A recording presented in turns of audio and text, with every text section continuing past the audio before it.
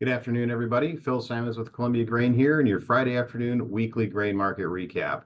Well, let's go ahead and dive right into it because we did turn the calendar and we are officially into March and that much closer to spring. And I'm definitely ready for some warmer weather. So let's go ahead and dive right into it. I'm going to share my screen with you again. We're going to navigate over to our favorite website, columbiagrain.com. And in the upper right-hand corner, if we go to the Producer Solutions tab, that'll get us over to our Producer Solutions link. Let's take a look and see what we actually had here this week. In terms of news, quite honestly, there wasn't a whole heck of a lot of new, fresh fundamental data once again. But we did have some current results on the French wheat conditions that were released here this week. Coming in at 68%, good to excellent. Quite honestly, there really wasn't much of a change in comparing that to where they were previously in the week before that. But when we do look and see how that compares to where they were last year, at this time, we are still down significantly, as last year at this time, they were actually reporting at 95% good to excellent. So definitely something to just continue to monitor as we go forward, as that portion of the world is definitely, behind in terms of what their overall conditions look like for the new crop coming at them down the road here. The only other things that we were looking at here today was really in the wheat market. Unfortunately, the bloodbath kind of continued and really looked like it was just taking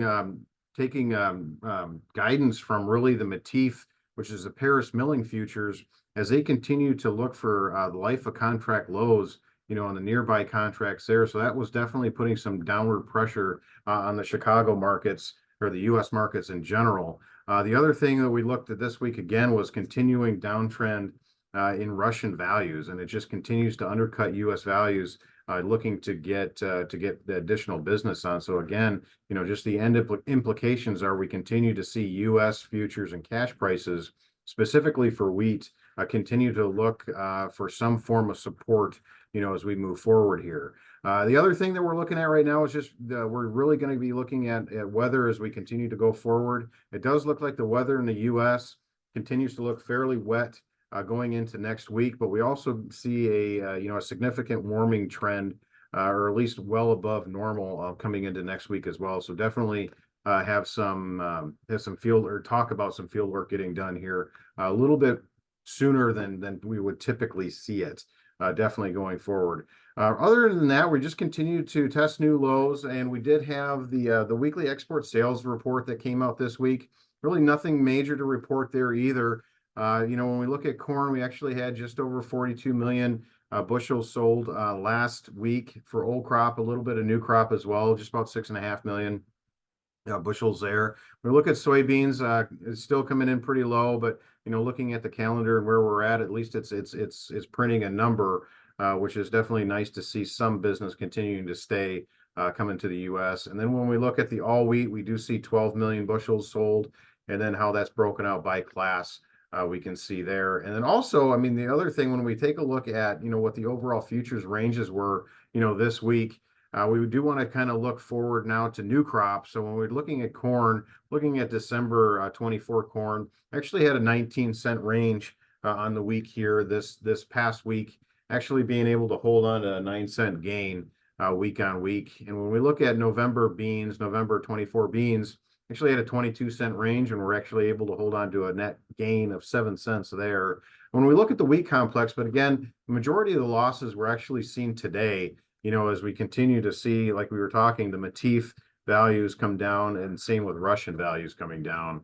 But overall, we had close to a 25 to 30 cent range across the wheat complex, and lost, between 6 to 9 cents there, on the week, depending on the class that we were looking at.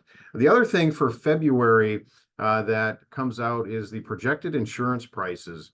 And just taking a look at this for corn, soybeans, and spring wheat as well, we can see that for 2024, the projected insurance prices for corn are coming in at $4.65 a bushel, which is, significantly lower than where we were last year at $5.91, and the previous year at $5.90, and really much closer to where we were in 2021.